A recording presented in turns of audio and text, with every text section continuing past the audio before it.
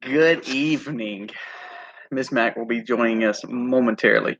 She had to kind of get the kids settled. So I'm going to get this phone to turn off so that way it won't be loud.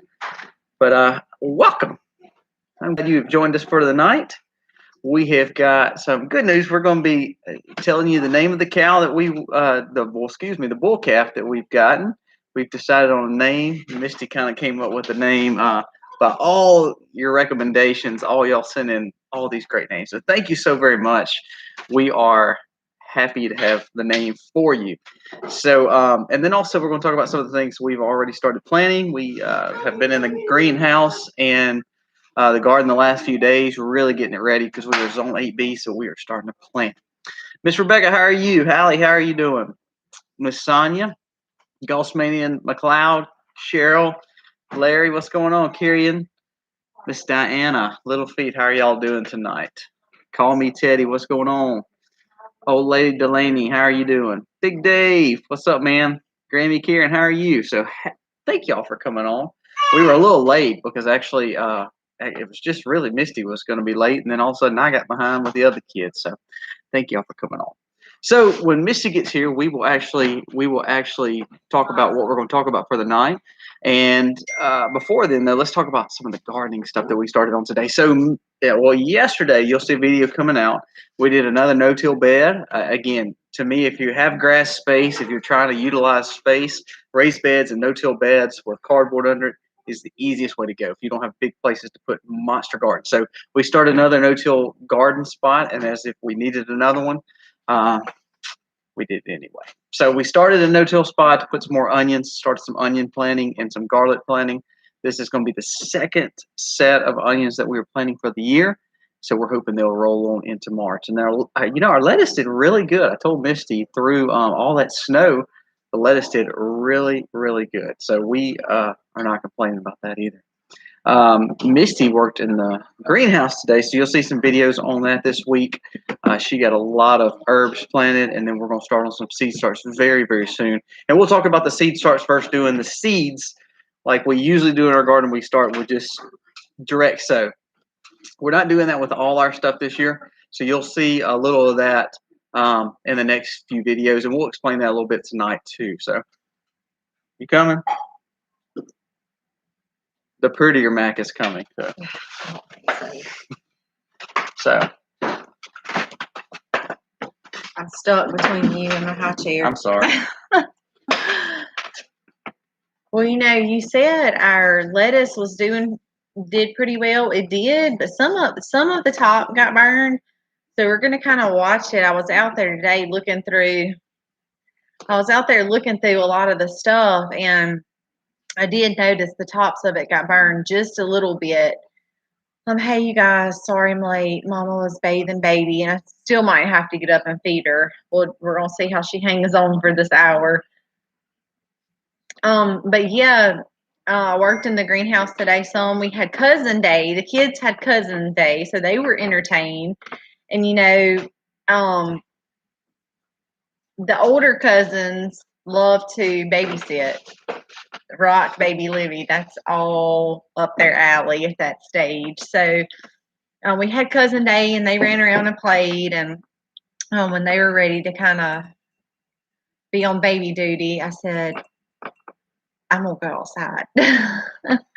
That's what I like to do, the greenhouse outside stuff. And pretty much since last fall, I've kind of been confined to the four walls. So it was nice. I'm kind of excited, though, because like Harley and then we're just talking about, they've kind of got in the garden, the girls have. So Harley wanted to make her own little bed, so we're going to be doing that the next few times. And she planted a lot with Misty today, so the girls planted some marigolds. Well, they didn't plant with me; they were in with their cousins. But they come out. I come in. We swapped duties basically. I come in with the baby, and they were like, "Can we go out and plant?" And at first, I was like, "No." Hey, Great Marlin, how are y'all? Because I don't want y'all to destroy the greenhouse. We just got it organized. Meemaws, how are you? They really wanted to plant, so I sent them out with some seeds. Yeah, the greenhouse looks a lot better. It needed some organization. We do good every year. We'll start it looking good. And then by the end of the year, it's like it's just stuff pathetic. Everywhere. It's pathetic.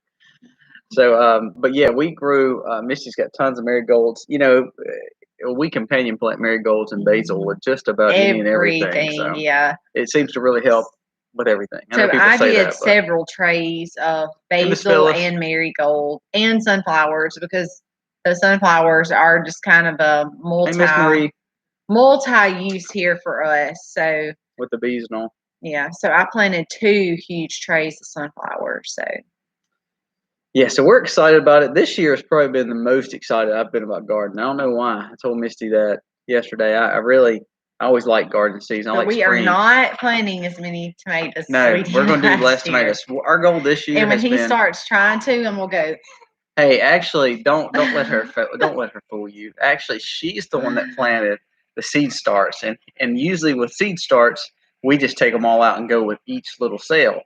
Well, then she wants to single stem and single cell every cell. So if it had 2 or 3, she didn't want to waste them. So she's actually to blame for our crazy tomato. But we are not doing that this year. We just could not keep up. We were drowning in tomato plants. But the single stem system did not work for us. So we are not doing that again. So we've got not tomatoes, potatoes going in the ground this next week. We've been talking about it. This big snowstorm come through. So we will actually be planting that next week. We're excited about that. That's probably my favorite thing to grow. It felt like spring here too, Joy. It was nice. It was very, very pretty. What was crazy, again, I know we said this, and I know a lot of people were feeling the same thing, but in Mississippi, we had, literally less than 8 days ago, we were in for us, almost 0. It was 8 to 10 degrees. Golfmania. So now it's 70 outside. That's crazy. Yep. We have a big greenhouse that is not far from us, that we really support. So, and is really big in our community too. It's really far out, like from our main town, but if anybody knows where they're going to buy stuff, it's there. So that's not really a market here for us because we have such a huge place out there, and they have so much to choose from. It's not just what I would consider a little nursery. I mean, it's a really nice size place. I know it's crazy. Temperatures are nuts. So anyway, that's not really a market here for us, but that's a great idea. If that does well in your area, that's a great idea. Now, specialty flowers like we sold when we did, and we've got a blog on it about some of the stuff we sold at market, such as Misty's herbs or the aloes. Those kind of things did really well because they were just very specialty. Well, and a lot of people were actually already there. Right. They were already there shopping and buying and doing stuff, but I couldn't just advertise that like I do specialty items like soap and things out of the house because. Well, speaking of that, we're actually speaking at a nursery event. I did a little bit of snipping talking about it in the greenhouse today. Yeah, we're doing we will have a session in April that we're doing. Hey, Sean, Alaska. So. Yes, that's going to be kind of fun. And speaking of the aloe, too, I did a little bit of snipping of showing what the cold weather did to my aloe. I think there's one tiny one that is still green enough for me to save. And if I can save it, I can divide it out as it grows and not lose all of my aloe. But I have to show y'all. I have to show y'all the cold it come in and it just destroyed it. Even greenhouse, it was so cold. Even our efforts just didn't save some things. So Regina, mine, we're going to be planting peppers too. That's one of the first things that we need to plant even this time for the greenhouse because they are just so slow grow. We want a quicker harvest of peppers this year. Usually our peppers are finishing up in fall, which is not really good for us because then we start getting some cool nights. Then they stagnate the growth. So we're going to try to get 2 or 3 harvests off peppers this year because I love peppers. So we're going to actually start them in the greenhouse this next week. Yes, we're talking about buds and blooms. Yep, Sam's wife actually works there. Yep. So I actually had my shirt on. Actually, just wore it a few days ago because I washed and dried and did laundry today and put it up. But yes, that's like one of our favorite places ever. So Latoya, we had so much aloe. We were selling it for a while and actually did really well. I had shelves of it in my greenhouse. But we had one mother plant and made, just divided it out into of aloe and plants. Then we sold tons of it, but I still had tons left. And but they the just cold couldn't. just killed it. They're just flopped over and like, yeah. They never enough time. How are you? I think, like I said, I went through them today because I have been giving the ones Hey, I know Lotus that are Blossom. dead to the chickens. And I think there's maybe one I can save. We'll see. But I showed y'all a snippet of the greenhouse and some of the things that we lost, some of the things that did okay. And anyway, y'all see that in an upcoming video. Yeah, so we have a lot of content. Actually, we were trying to get it all out. We were trying to get a secondary video out for this morning. It just didn't work. It's one more day of coolness. It's not the cold weather, but it's one more day of coolness. We had a good time. That was a good day. So we had that. So it will be coming out tomorrow. And then you just start seeing warm weather, us in T-shirts. So Sam and Becky said they have 11 varieties of peppers this year. We used to plant a lot of varieties, but we really enjoyed the red pepper, the red bell pepper, the green bell pepper, jalapeno we planted. We had a crazy amount of jalapenos last year. And something else. I can't remember. Our citrus trees actually have done well. Our orange produced this year. Our lemon got bit last year, and it's just now starting to green up. I don't know if it's going to produce again. The orange did that the year before. So 2 blooms on the orange tree. Oh, really? They're like this big. Yep, they're like tiny. Dang. Yep. So that's done really well. But there was a limb at the bottom. I don't know a whole lot about fruit, but I do know if they produce limbs that get thorny, they're no good. They're not ever going to produce fruit. And we had one really tall one today, stemming from the bottom. So I went ahead and snipped that off. It's lower than the grafting line. Right. So I went ahead and snipped that off and just chunked it because I didn't want that taking my plant's energy to put into that shoot to grow. I wanted my energy to go elsewhere in the plant, so I cut that off for that reason. Great seeing the kids sledding, more normal activities for the time of year. I'm ready. I'm glad it's warm. I don't want to see any more sleds for a long time. So, Big Dave, how many onions did you plant this year? So we planted yesterday or the day before. Yesterday we planted. Was it yesterday? Yeah, yesterday we planted.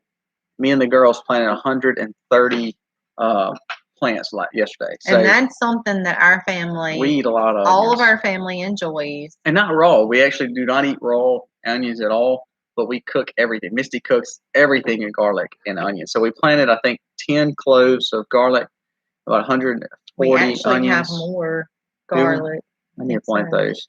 So we planted all our alliums basically for the year. We still have lettuce that we were worried that the lettuce was going to be hurt with all this frost and freezing and just snow the tops got bit. Yeah, just a little burned around the edges. We had little heads out there. They're actually beautiful. They are gorgeous. But the tops did get a little burned. We're just going to kind of watch them and see how they do.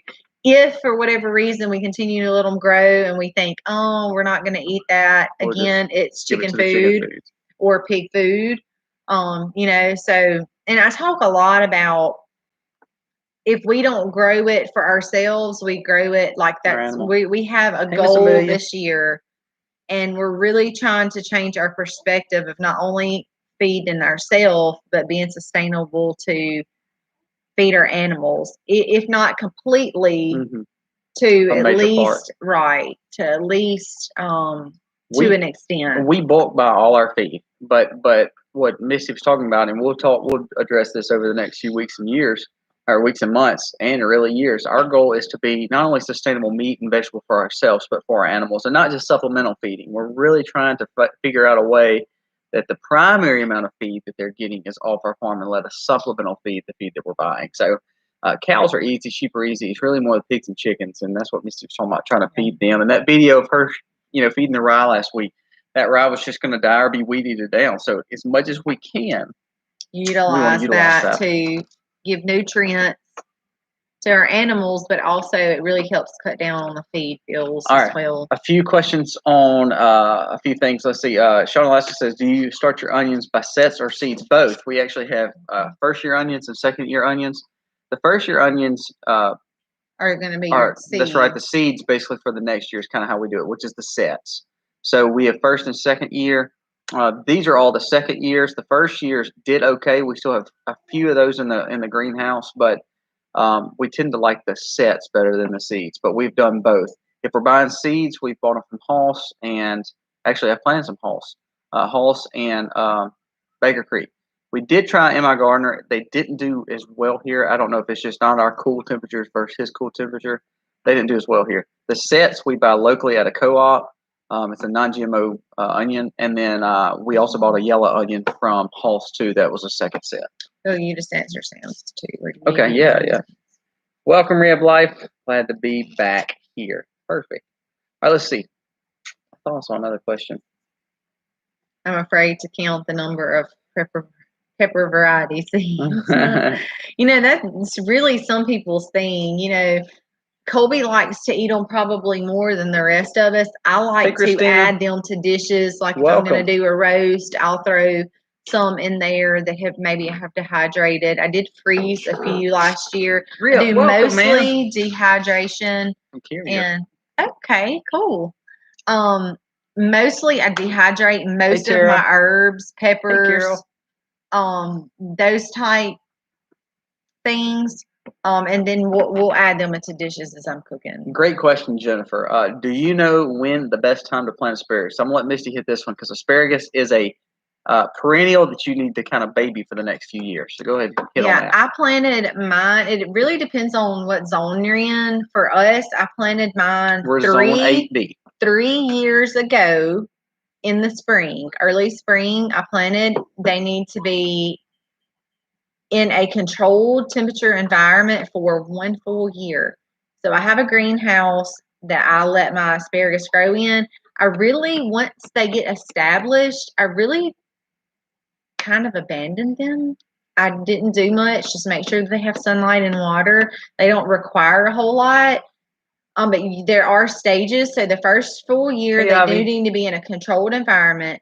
At the second year, the second spring, or right before spring, I would probably shoot in our area late February, early March. They need to go in the ground. They will grow for another full year. You can harvest the end of that second year, beginning of that third year. You can harvest, just don't harvest a lot off of it. They say there's like a number, depending on how many plants you get. You don't want to harvest all of your asparagus that come up. Now, we did get a handful last year. We ate like about 5 or 6. They were so good. But this will be my year that I can actually go out and harvest off of. The only thing that makes me a little nervous is it got so cold. I probably didn't have them deep bedded probably as much as they should have been because it got so cold here and we're just not used to that.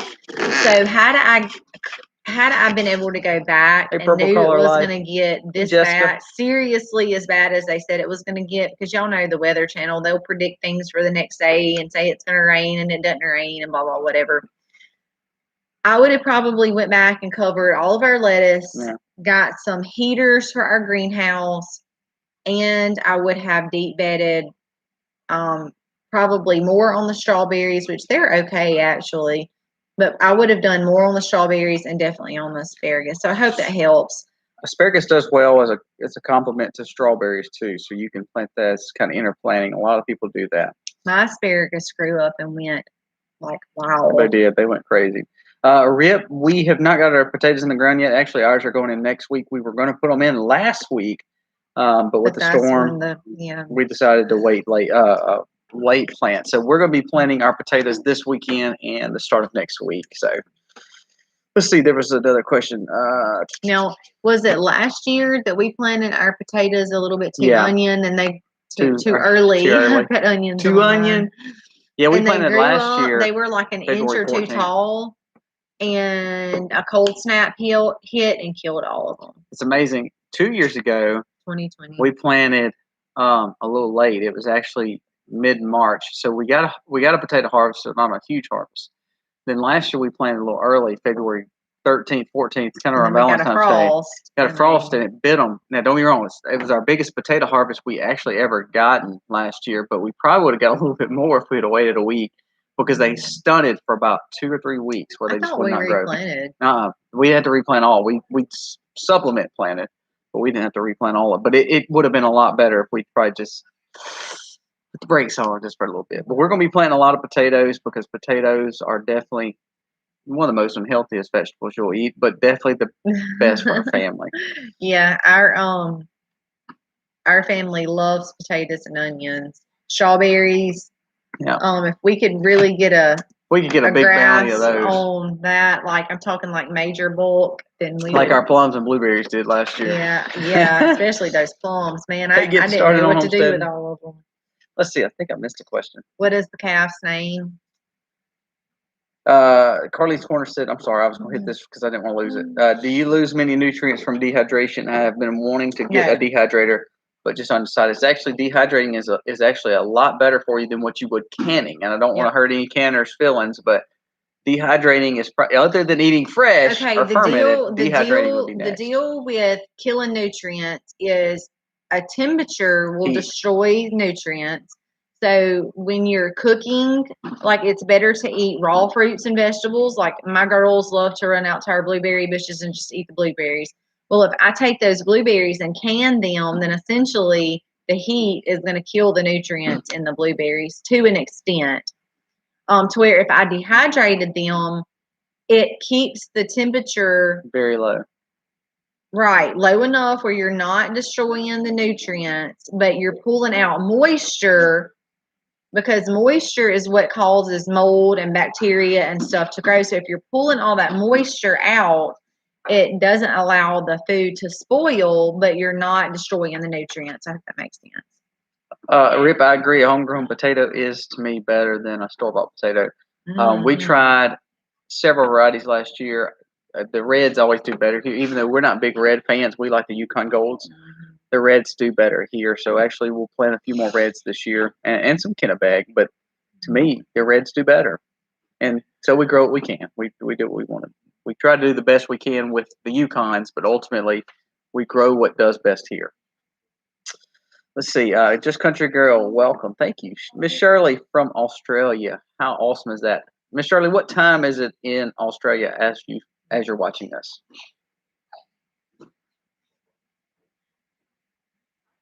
Hey, Miss Sue, how are you doing? Did you have anything? I was just going to say, I was just waiting on Miss Shirley to see what time it was. Yeah, actually, me and Misty, when we did this video that's coming up tomorrow, it was beautiful here too. It was beautiful, and what's so crazy is I actually got sunburn on my face for that video too. It actually went away, but it was pretty good. So the day that we were outside, yeah, I got sunburn. I got a little on my neck and chest. 12:27 p.m. So it'd be lunchtime there. I'm guessing that's right. Wow. Cool. Well, thank you so very much. We're getting ready to crash for the night. Evans family, how are you? Oh, lady, are you? So let me ask you a question on potatoes. Do y'all cut your potatoes and let them dry, or do you plant them whole? Answer me that. It is rehab life because you don't realize how hot the sun actually is still. Yep. So, potato question. Do you cut your potatoes and let them dry, or do you plant them whole? You know, we have sweet potatoes in the greenhouse. I mean, in the laundry room that are sprouting out like crazy. Little Feet Farm says we cut, mostly cut, simply Southern Roots. Done both, whole works fine. Sean in Alaska said done both. Cut dry for 2 days. Cut. So a lot of cutters. Now, see, if we did not have them in abundance, cutting would definitely be the way to go. For us, because we have a co-op that sells by the bags. I mean, just you could buy a whole sack for almost. You could buy a seed potatoes online too. So and lets them dry too. Cut, always cut. A lot of these cutting, so sulfur, cut. Yeah, a lot of people will dip sulfur on the side to help it dry out a little bit. We don't cut. We actually are going to plant whole. We planted whole the last 2 years, and they've done very well. We have cut before. They've done just the same. I don't think there's any difference other than when you cut them, they go a longer way. So I understand everybody is saying that. So, the Max, do y'all compost? Goss may ask, do we compost? We just started one. We do. We have a monster compost pile. We actually composted. We have several videos. Mountain. It is. We have several videos of composting.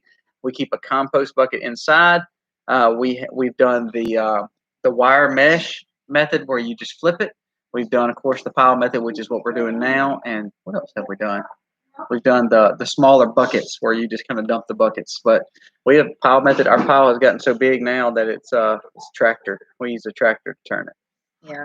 And it looks Now phenomenal. we're not as We're more natural. yeah, we composters. don't like check the temperature, and Right. I don't get it down to science with how much green and how much brown.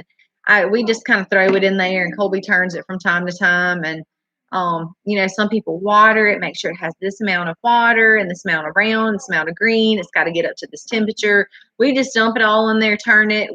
When you've got dirt, you use it. I mean, we just try We'll to be flip it, basic and easy. when it flips and it's topsoil and we see earthworms in it, that's when we say it's ready to use. So that's when we use it. If it's still kind of got some greens to it, or we see the hay, we see the chunks, we leave it. All right. Hey, Miss Debbie. Chickens are very good to help break down and fertilize it even more. So if you have a pile where you can let your chickens go and scratch in it and till it up and turn it for you, and that's great. I would hope that the worms would be far enough where the chickens wouldn't eat the worms. The only thing about worms chickens will help break it down too. Chickens, if you use your chickens to do your compost, remember they're using hot manure on that compost, so you don't need to direct use that compost because it can burn anything you're using. So be careful of that. Also, they're going to spread. Don't let them waste. So you need to make sure you're piling back as the chickens spread. If they go in there and spread it, all you need to do is just rake it back up, basically. Right, definitely. Yeah, Ivy Acres, we're the same way. We do just a little turning and then have at it. So, let's see. I hope that helped, Mania, by the way. I don't think Colby has fully nailed down a name. I don't really care. Yes, we have. The one you said is what we're going to go with. Thank you, Miss Annette. It doesn't matter to me. There was some, I was like, oh, that's really cute. But he's, I'm going to let him decide. He's the cowman. So he's we're going the cowboy. The cowboy. So we're going to talk a little cow right quick, and then we'll get into the name. So, but they are both beautiful. Oh, they're so pretty. The cattle market here has appreciated. Hey, so Miss actually, Kathy. I spoke to one of our friends that we have got the bull from, our original bull, Ferdinand. And he sold a bull the other day, and it just went crazy expensive. So, we are bull heavy on our farm right now. So we have, let's go through our males on the farm. So we have Ferdinand Dedio. Ferdinand is the Angus. He's the pure Angus bull that's up at the big farm with all of the big cows. And then we have Dedio, who's our Jersey. He's our full Jersey. And then we have Quarantino. Well, yes, right. We have Quarantino, which is our new little bull that y'all saw, little Hereford bull. That's so beautiful. He will be the breeder dad to all of these girls that are dropping babies. And then we have the new bull, and then we have 2 steers. So we have a lot of males on the farm. So that's we're getting a little topsy-turvy. So we're going to probably be selling Daddy-O. And y'all seen videos of us talking about selling Daddy-O. We don't want to, but it's been a battle. I mean, most people, honestly, if you say, I saw something about what do you fertilize your onions with, so don't forget that. Some people will tell you that most Jersey bulls, you can't step foot in the field with them. I mean, they are natured mean as a snake. They will run. You cannot turn your back on them. And we don't turn our back on ours either, but he is like a big teddy bear. I mean, he'll go out, he'll run you over with his head wanting you to pet him. I mean, he is just, and he's almost 3. He'd be 4. 4. Yeah. Okay, and they say that most of them, they really don't get real mean until they're about like after 2. I think he's gotten more gentle. He has. He's got a lot more gentle. He just is laid back. Okay, Little Feet Farm said their Jersey bull is really sweet. I've heard some people say if you don't cut them and you don't cut them early, then they will be so mean. That the Jersey bulls are natured mean, and ours is not. So hey, Kim. So they say though, once they get over 2, like 2 years old, that's when they really get that testosterone. When they really just get. Hey, North Star. That's when they'll change. They'll like snap on you in a minute. But ours has not been like that, and He's been gentle.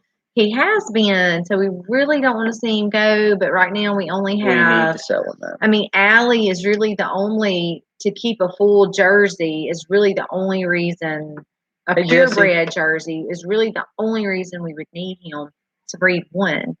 And I mean, our Angus's, we have an Angus bull for those girls, and we could use Quarantino. We're fixing to have, our market down here, and just like most of your markets, the Angus breed tends to do better at market, especially in the commercial sense. Now we have a registered Hereford breed, and then we have our commercial Angus breed. So what we're going to do is breed our Herefords to our Angus and make a Baldy, basically a white-faced black cow, which is very, very popular in our area, which tends to gain good money, which means nothing. I know people, I laugh because it just depends on what years what cow does the best. If it's a Charolais or if it's an Angus or if it's a Hereford. But we're supposed to start breeding our Hereford bull, which is Quarantino, to all the Anguses that we have still on farm, and then of course to the Herefords. So Daddy-O is really the odd man out. There's just no reason to keep him. Well, it's like Little Feet right Farm now said, if you have a good Jersey bull, I say keep him. But see, the problem is we we have to have a can't. second rotation. Well, he would kind of be on his own because we can't keep him with the Herefords because we don't want him breeding them. We want a purebred. So he would kind of we would have to keep him separated. He can stay with our steers, but see, our farm goes in a rotation. So when you take that rotation and add 2 cattle rotations, then it messes up your paddocks that you need to rest. And we don't have just fields and fields and fields of just acres. So we do intense rotational grazing, which means when they move from this one, they move to the next one. And in so many weeks, that one has to have to rest to be ready for them to come back to. And if you have 2 rotations, that means I have to have 2 rotations of cattle, and we just don't have the room for it. It's just not worth it. Like we're saying, it's hard to split them up but you wouldn't want him to breed something that, if we're trying to do purebred and they drop their babies, well, Quarantino was not old enough to rebreed them. So we have to keep Daddy-O away from them so that he doesn't rebreed them. So it's just like a catch-22 of just trying to figure out what's the best thing to do. We really don't want to see him go, but we know that Quarantino, it drops. We only need Allie basically to continue to milk, so that just means she needs to be pregnant. Too. So long as they both have babies, yeah, and Josie is Allie's baby. So we know that we're complicated cow nerds tremendously. We know that as long as they stay healthy and do well, we won't have to worry about it. But we know that something can die in a minute. So we do have 2, so we would always have that backup. And that's where we go with our new bull. So we have our new little bull calf. Right quick, Stacy. Sorry, get off subject. What fertilizer do you use in your onions? We plant in pure compost.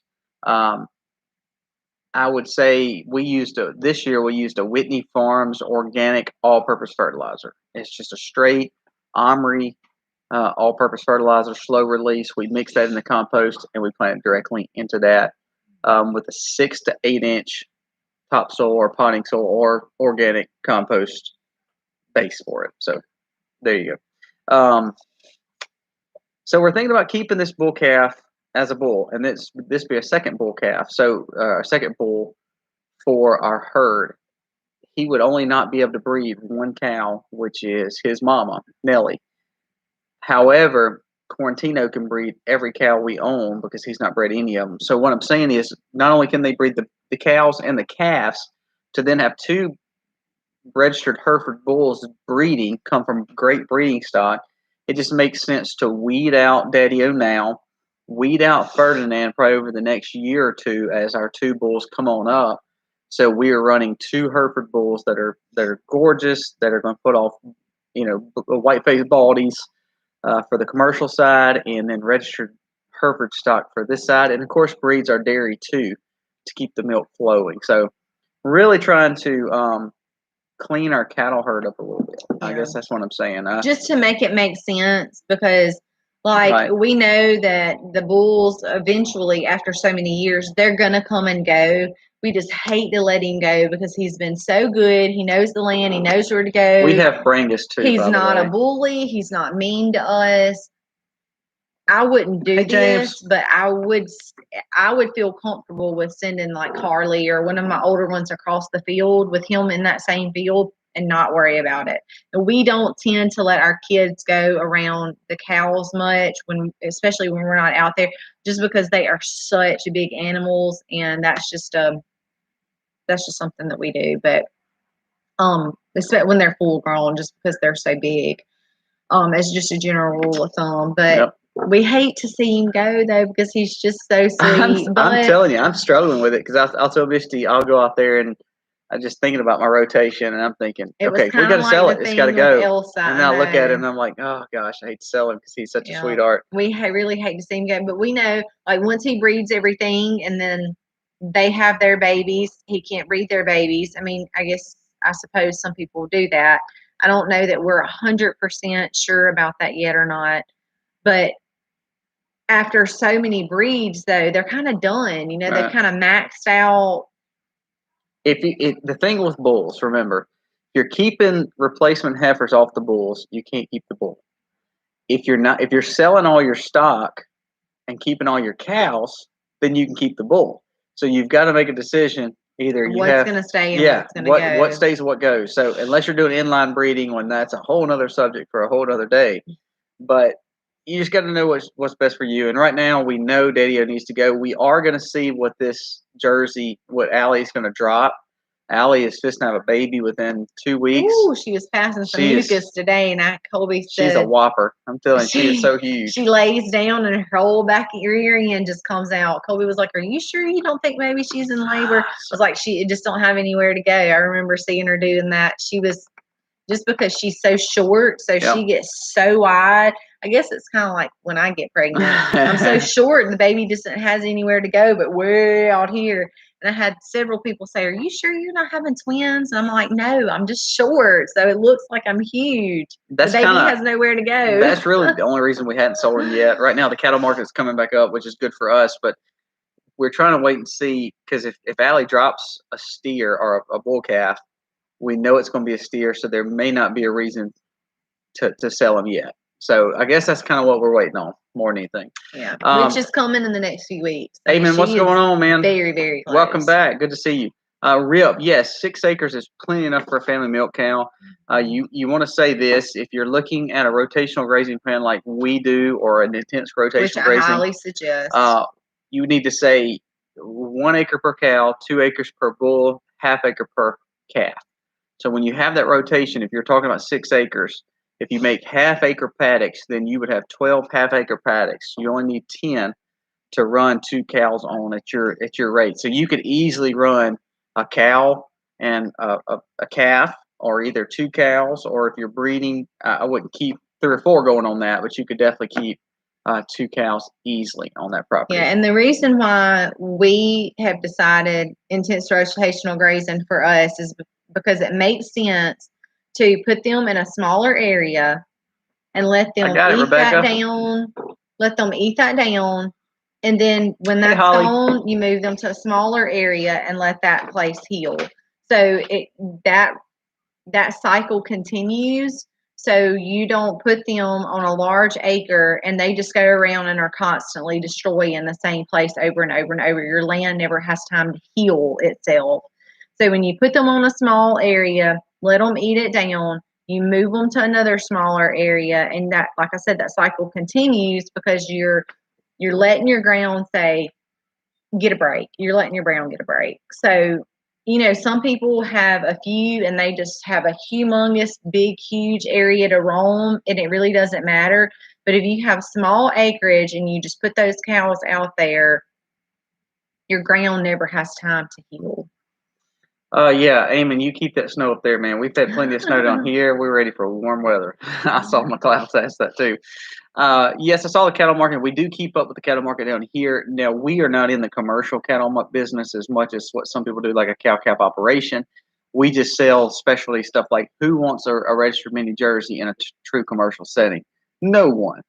But if you're in a homestead market, if you're in a pet market, a miniature Jersey bull is worth good money, and actually comes from good stock. And the miniature Jersey bulls were kind of developed and really kind of popularity in Kentucky.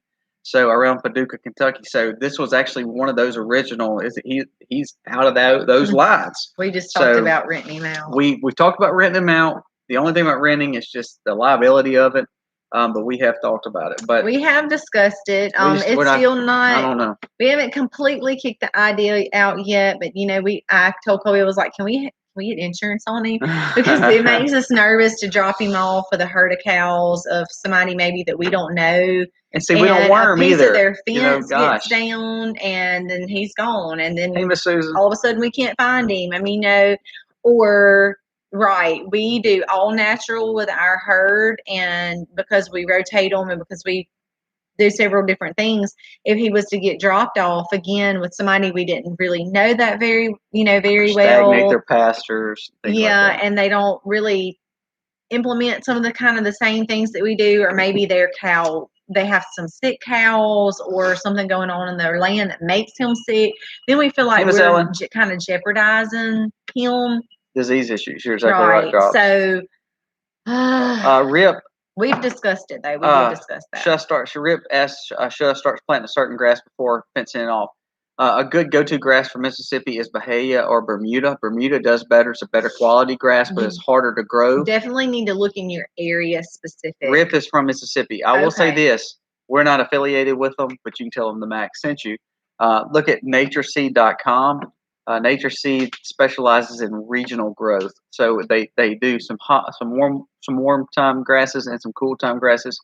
Cool time would be Kentucky fescue, rye, orchard, and then warm would be Bahia, Bermuda, and even a little touch of alfalfa.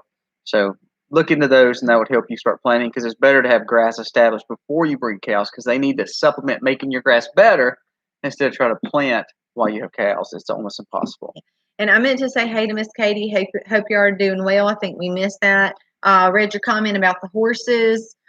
She is a horse lady, and I think I'm more fond of those beautiful dogs you have, though. And Karen, I saw you pop in. Thanks for joining us, Mom. That's a good idea. We will definitely do that. Thank you for the link, Miss Kathy from North Star Pretstetter. Yeah. Tell them the Mac sent you. They won't know who we are. Favorite band? If y'all all go to them and tell them the Max, they'll be like, hey, who was that? That's right. My favorite band, I'm a guitarist, so I love John Mayer. He's a phenomenal guitarist. I'd say the favorite band is probably Lifehouse. Wouldn't you agree? Yeah, probably so. Lifehouse is the older band.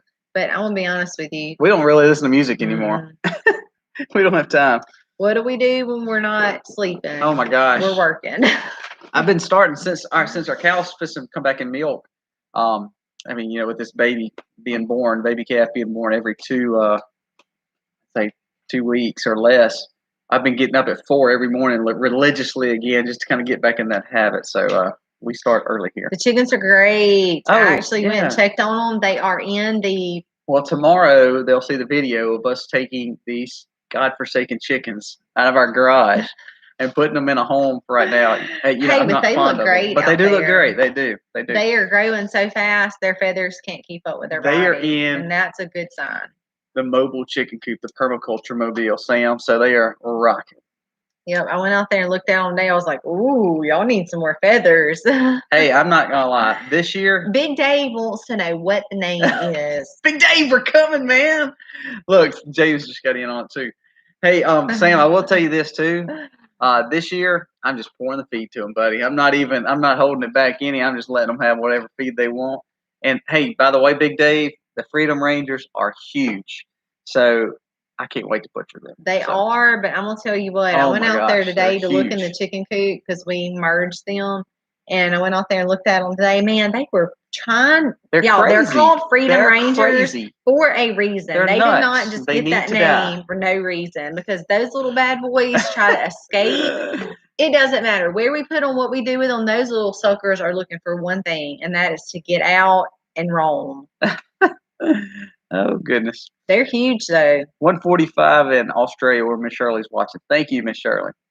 Okay, so the name of the bull. So we had some great names. I think We definitely loved them all. It was really hard to. one of the tops was Samson. Now Samson's not going to be the name, so I wanted to throw that one out there. But that was probably one of the biggest names. And then of course If we keep him a bull and don't make him a steer, that would have been good Yeah. because we would have wanted him to love all the ladies. Yeah. But there is a possibility that he's going to be a steer. So we don't know. So we contemplated Samson because we saw that y'all put that and everything and went off that. Samson, Samuel, Sam, Sammy, all of those are great. Those are all we all loved them all. We had Aiden threw out the name, and we didn't go with his name, but Aiden threw out the name Stimulus, which I thought was funny because we have Quarantino, and Stimulus would have been pretty funny. And he really wanted to name Rosie Rona, and I was like, we are not naming her Rona. I like Rosie. So we went with Rosie, and so Aiden didn't name Stimulus. We didn't let him name that one. He did name Clarabelle, the little lamb. Yeah.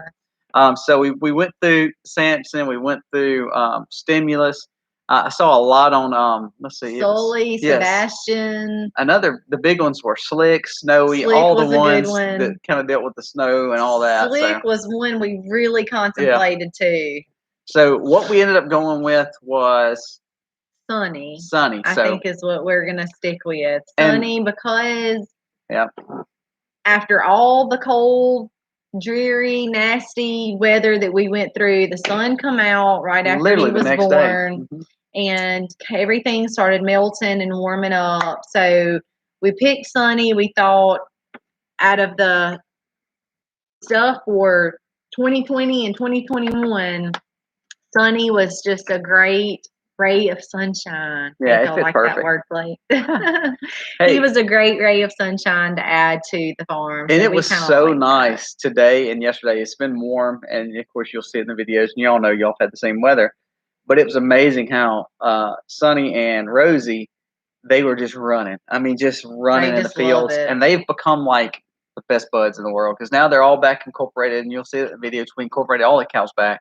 So they're kind of the little ones on the the farm, and so they kind of hang out together while the other big cows are eating hay. They're just kind of chilling over in the barn, but they are just beautiful. They look great. We love to see the Herefords, and we loved all the input too because I would have never come up with Sunny. And we looked at every one of them. We did, and we saw Sunny was on there several times, but that just really kind of struck me because, and I mentioned that to Colby, and like I said, we discussed a lot of them. And I said you'll have last pick, but I really liked Sunny because after all of the dark clouds and snow and rain and sleet that we had here, that was just, he was a bright ray of sunshine, and the sun literally did come out right after he was born. And that's right. So we thought that was a good fit. And we're really hoping we contemplated, and we're still going to be contemplating. Hey, Beehive, how are you? We're contemplating what to do with him. Like Misty said, we haven't really fully decided if he's going to be a herd bull, or if he's going to be a steer, or if he's going to be a sell-off registered bull, because that's great income for our farm too. So we've got a kind of a trifecta that we've got to work through. And I guess what we're going to do is see how we weed our other bulls out and see how they move around, see how we sell, see what they have. We have some other cows that are having babies. So if one of our Anguses have a bull calf, that will become our meat for 2023 and 2024. So there will be no reason to keep him as a steer. So then it'd be a selling or keep him as a herd bull. So always fun times. Yep. That's right, Jennifer. And that's kind of why we picked that. But yeah, I think Samson would have been perfect if we knew for sure we were going to keep him a bull, because we would have wanted him to like all the ladies. And we know Samson from the Bible was a ladies' man. So I actually like Samson, and like it was a toss up between Samson and Sonny. If we make him a steer, then So anyway. Hey CJ, how are you? We really enjoyed it. We like getting feedback from y'all. That's why we love our lives so much, is we like talking to y'all. We like that interaction. And y'all know that we read all of our comments. We respond to all of our comments. If Colby can't get to them, then I do as much as I can. So we kind of have that responsibility as far as social media stuff goes. And anyway, we enjoy y'all's input. It was a lot of fun. I hope you're ready for some garden and bee videos coming up, because we're supposed to be in full on garden mode and bee videos. Y'all. The bees have been crazy. We thought, well, early that morning when we went out Saturday, we were like, the way we saw a few dead bees on the front, and we were thinking there were no bees in sight, and we were thinking, oh True drops. man, they're all dead. The cold weather has killed Weather. them. The cold weather has killed them all. We're not going to have any bees, and our hearts were like, oh my gosh. And then I guess about an hour or two later, the sun had come on up more and it had warmed up, and they were like going everywhere. This was on the sunny day, after all that snow, ice, and They coldness, came out with a vengeance, man. Actually, one got on you but didn't sting you. I had two that was kind of swarming around me, but never stung me. But then one got Aiden today. He's got like his ear, like, it's like sticking out. So it's like got when one you this look way. at it. That's his heart. I've been trying to take pictures. I was like, no, stop it, stop. I'm gonna try to get a picture of that. Yeah, he was out. Our y'all know where our hives sit, and several. How many feet would you say? From which ones? From the ones right there. That's where he was at. He was turning the water on. Probably 20 foot. On the other side, he was turning the water on to start running the waters to the turkeys and the ducks. And he said one got under his hat, and when he took his hat off to try to get it out, it popped him. And yeah, he's been that was yesterday, but he's been scratching it all day today, and his ear is swelling. And I tried to look to make sure there wasn't a stinger in there, and I cannot find a stinger. It's in his hair, and he's got real thick hair. But I did give him some Benadryl this afternoon because it was just bothering him really, really bad. And it's real red, and it's almost double the size. I mean, it's pretty swollen for sure. And they always make fun of me, so I gotta laugh a little bit because her and Aiden always laugh because I'm the one that always gets stung, and now all of a sudden they're starting to get stung a little bit. Hey, the only reason I got stung last time was my fault. I stepped on it on accident. They don't just come after me like they like you. I think they can sense my personality. Well, you're supposed to start seeing some bee videos and also some more gardening because, again, this is when we get really busy. They die after stinging a person? It is correct. That is correct. And remember, can anybody tell us, I know there's some bee people here, what bees sting you? Not all the bees sting you. What bees sting you? That's a good question. Oh, I already saw 2 or 3 bee people in here, so they're going, that's easy for them. But what bees actually sting you? Do you know? Let's see who can get it first. I'm curious to see who can get it first. Thank you, Miss Karen. She is pretty beautiful with these glasses. Vicky, Miss Vicky, way to go. The females are the ones that sting you. The male drones do not. The males have no purpose other than breed. So it is the workers, the females. They are the ones that can get you for sure. Yep. And the nurse bees. And it's cool, and we'll show you. We've got videos of the queen, but it's really cool to go in there. This is the hard part of beekeeping, though, because remember, February is when they really get into their pollen here in Zone 8B. So that's why they wanted to come out. They go crazy, and they start really getting close to swarming this time. Just like all the women. That's right. But so this is the time they start really swarming. So you have to watch that. We start setting up splits. We start setting up swarm traps. So we'll lose a few sets of bees. If you're in beekeeping, you know that you will lose bees this time of year, but you also gain. Miss Katie says worker bees, are they the females? Yes, that is your worker bees. Then you have some nurse bees, which are females too, but they kind of stay more in. Your drones or your male bees will be the ones that's actually going to get. If you have and we'll get into this more, but if you have a lot more drones in your bee house, that is not a good thing. That means they're getting ready to. They're probably fixing to swarm. Well, there's certain times of year it's okay to have a lot of drones, but you don't want a lot of drones in your hive all year. That's not good. Best way to bunny proof ground beds, Kim. We don't have to bunny proof ours, but you know what I did? I do have some issues with our raised beds, and I have got a shocker knot net around it right now. So I would say look at Premier One, get their shocker knot fence. We had to learn the hard way. Drones are male bees, Miss Katie. We have always, our lettuce has just done phenomenal. This year, our chickens just destroyed it. Yeah. So after we had that incident, I mean, I want to say it was the chickens because they were always out and it was always scratched up. But anyway, long story short, See you, Mr. James. I said this year, before we waste time, money, seed, effort, sweat, blood, tears, we are getting those raised beds covered up in case the chicken does get out. At least we know that that is secure to where they are not going to be able to get in But there we and actually scratch put around. a shocker knot net around it, which is a Premier One net. Miss Katie said drones. Did you answer that question? Yes, I did. No bees. No bees. So you'll see a lot more on our bee videos and some gardening coming up. We did a lot of no-till. We're fixing to do a monster no-till. Again, if you think you've planted a big enough garden, you haven't. Plant more. It's always good to overplant because animals can eat what you can't. That's one thing me and Missy learned last year. If it's too big and we can't handle it and we have a lot of greens, so be it. Feed it to your animals. I mean, just feed it to your chickens. Nothing goes to waste, so it actually works out good. Any advice on the meat chickens? Yes. Because hubby ordered some.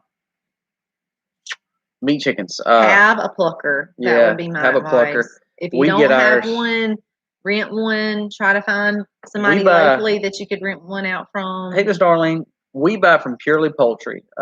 Again, we're not affiliated. You can tell them the Max sent you because I hope we get affiliated one day. We're asking you to give these shameless plugs. But anyways, we get from Purely Poultry. They are the cheapest that we have found. I've bought from 4 or 5 hatcheries. I've never been dissatisfied with Purely Poultry. They stand by their word and they have produced good birds so far. We are feeding an organic feed. We used it last time. We were not happy with it last time, but I think it's because we were used to feeding it higher protein. This year we're feeding them the same, but we're feeding them heavier. So I think it's going to work out really well. It's really made our freedom ranges look huge too. Yeah, but they are growing quick enough to where they're growing so fast that their feathers can't keep up, and that's a good sign that they're good and healthy. Rip, we don't moles don't really get into our garden too much because we do the silage tarps, but we are dealing with ants with silage tarps. Here's the question. Here's what you need to do. Put turkeys and ducks in your gardens. Chickens scratch too much. Turkeys and ducks do not. Misty talks about that in the video. They do scratch some, but not nearly like chickens do. So we have them, and they take care of everything in the garden that needs to be out there. They're actually on the garden right now. We're rotating on them up through our garden. I saw a comment that says, "Do marigolds keep chickens out?" That is a good question. I don't know. I'm not sure on that. I don't think so. I don't know if anything planting wise would keep chickens out because they're just crazy. Let's see. I'm not doing chickens this year. I'll support my local. Hey, there's nothing wrong with that. It is work. It is work. A piece of the video footage y'all are gonna see tomorrow. Yeah. Tomorrow is gonna show y'all. So many times we show y'all the big goal of maybe moving something from one place to another, or going out and picking or whatever. But a lot of times y'all don't get to see behind the scenes stuff. So y'all are gonna get to see a good scene tomorrow of us talking about. It's some behind the scenes stuff that we typically just wouldn't show you. We would just do it and be done with it and move on. But it's the part where the time comes in, the work comes in. I got to the end of it and I said, I won't do that again. I would do that a little bit different. Just physical work. I mean, farming is not extremely easy. Gosmania, there's not a bad number to start with, but don't overwhelm yourself when you start. Do 20, do 15, do 10. I'd say by 20 because you're going to lose. You're going to lose a few. But I would buy 20 to start off with. We've done 20, we've done 25, we've done 30.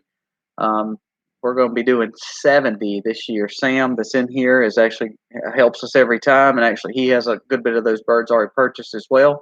So we'll be doing those together. And it's great when you can find somebody like that to go in with you, because 30 is a great number. Simply, you get a price break when you hit a certain amount. Thanks, man. That also includes free shipping, so it makes it cheaper on the both of you. Also, we have them here. We are having the feed bills, but we're doing the hassle of feeding them every day, raising them. In exchange for them coming to be a helping hand to help us set up, help us butcher, help us back, help us clean up.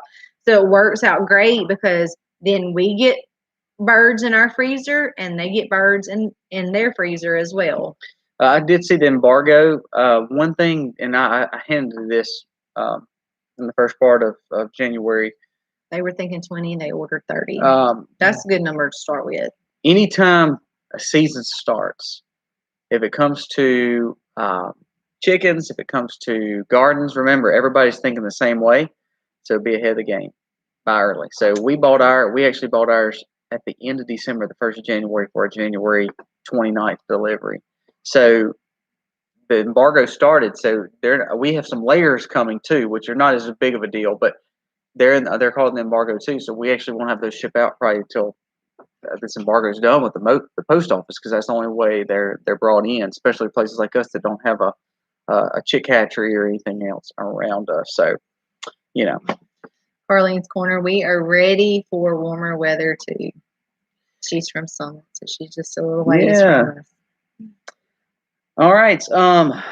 I'm ready for warm weather. I'm sorry. Did we miss a comment? I thought I saw a comment in caps a while ago. Miss Katie, we do put our feathers in compost. We every time we dump our plucker probably 10 times when we're actually doing it, and we actually don't lose any of the bird at all. Okay, what's the egg count now? I got terrible. one out it goes. Today. We'll have, like last week we got 5 on one day. Which don't get me wrong, this weather's been nuts. So it has been nuts. But they were actually laying better when it was colder. Yeah. I don't know. I told you, I think it's this feed issue. We actually upped their protein in a new feed that we're mixing right now. Yeah, so now they're getting half and half, something different. We're going to be playing with that for a little bit. I'm not happy with the feed that we're giving them right now, personally. We have butchered chickens for 7 years, taking a break. Hey, there ain't nothing wrong with that, especially if your freezer's full and you have other sources of meat. That's not a bad idea. CJ McAdams, I'd love to teach you all we know about bees. Now, we'll say this: you need to get a bee mentor for your area. What we can teach you on bees is good for our area. So a lot of times we always tell anybody that talks about bees, I have a bee mentor in our area here. And I'll be honest with you, without him guiding me, there's times I call him like, okay. Because you never, I mean, it's like with anything else. You get it and you think it'll be either hunky-dory or, maybe 1 or 2 troubleshooting things, but then you get thrown a curveball and you're like, now what? Now what? So it's good to have that person to call and say, hey, I don't have experience in this area. What would you do? And even with YouTube, and we don't claim to know a lot, and we just try to learn as we go. But even with us being able to pick up stuff online, we have a dairy cattle mentor. Our vet is very influential on our decisions we make. We have a bee mentor.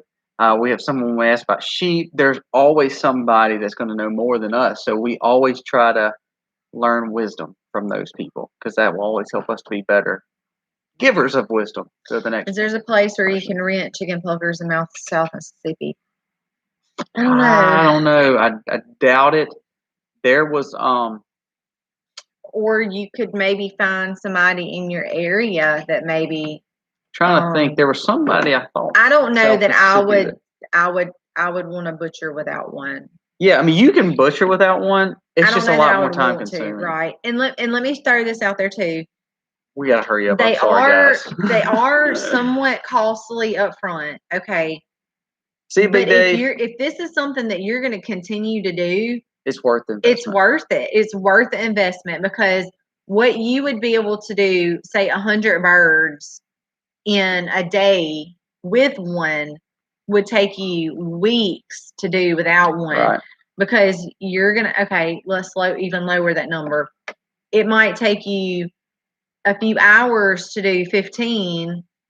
It's going to take you all day to do 15 without a plucker. A plucker's worth its money. And I say that it is. You can get by with you can hand pluck. I mean, we've hand plucked our turkeys we hand pluck. Right, because the turkeys are so big, it only took off about 75%, and we did 4 turkeys. Yes. I think we did 4, 1 hen and 3 big old boys, and it didn't get all of them off. So guess what we had to do? We had to throw that bird up there, and we stood there and hand plucked each one of them for at least 30 minutes, because I wanted all the feathers off before I brought that thing in. We're first to go, but you can borrow. You can put that on Facebook Marketplace. You'd be surprised at how many people may have pluckers even in your area. I will say this: Drops family, they're expensive. Don't get me wrong. You're going to spend $300 to $500. I think we spent about $300 on ours. We got a cheap one, the Kitchener. It's linked in But our it cart. has done It's what we done needed great. it to do. But I will say this: we're on our third or fourth butcher. Third. Last 2 years. Fourth. So we're on our fourth butcher, and it's easily paid for itself with the amount of chicken that we've got because we get so many meals off of I it. have seen some people build them with like Wash machine machine spinners. that's right. So you if can be wanna creative. That's what I was saying. If you want to get creative and invent your own, you go right on ahead because some people I'm not that have. smart, so I And just bought it. Karen is right. You don't. I mean, I don't want to be plucking chickens without one. I mean, you could, you can, but I definitely would not plan to do more than 5 or 10. But for us, our family can eat 2 in one meal. But hey, get your feet wet. Don't dive off in there. Just get your Don't toes get too many wet. because you'll hate it. Get your toes wet, get a hang of it. We have a great video that is step-by-step instructions that will tell you tips on different things to look for. It's a great instructional video. From everything to using your how to use your feet. We use extra bones for bone broth. Then when we get done with the bone broth, we feed our animals. Our cat and dogs love bones. I know some people may not feed their animals bones, but we do. They're cooked down and soft, very, very brittle. So people take organs. We do stuff with guts. I mean, the whole 9 yards. There's nothing that goes to waste, from the feathers and the blood to the compost. Nothing goes to waste. So we use the whole bird. We're way over. Not really. We're over about 6 minutes. So, guys, thank you for hanging with us. You know we got Sonny now, so I'm glad we got to tell you the name of our little bull. We think he's going to be a great addition to the farm, and how we got on bees and gardening and chickens. I hope we helped in some form or fashion. So thank y'all so very much for coming on and asking questions and commenting on our videos. That means the world to us. Again, we answer all the comments. We really enjoy reading all the comments. So there's sometimes we can't get to reply because we just can't find them on YouTube. But we do try to comment on everybody's comment because it means a lot that you're even watching our content. Thank you so much, and God bless. Happy homesteading, y'all. Happy homesteading, y'all.